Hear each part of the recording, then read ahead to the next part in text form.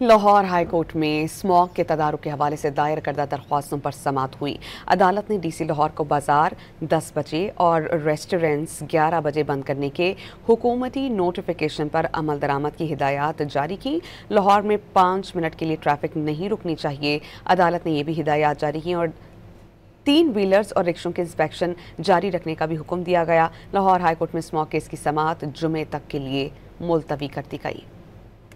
Lahore high court में smog के तदारुक के हवाले से दायर करदा दरख्वास्तों पर समाअत हुई। अदालत ने डीसी लाहौर को बाजार 10 बजे और रेस्टोरेंट्स 11 बजे बंद करने के हुकूमती नोटिफिकेशन पर अमल दरामद की हिदायत जारी की।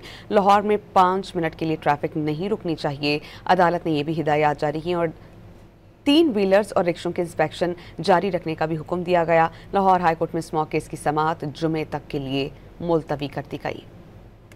लाहौर हाई कोर्ट में स्मॉग के तदारुक के हवाले से दायर करदा दरख्वास्तों पर समाअत हुई। अदालत ने डीसी लाहौर को बाजार 10 बजे और रेस्टोरेंट्स 11 बजे बंद करने के हुकूमती नोटिफिकेशन पर अमल दरामद की हिदायत जारी की।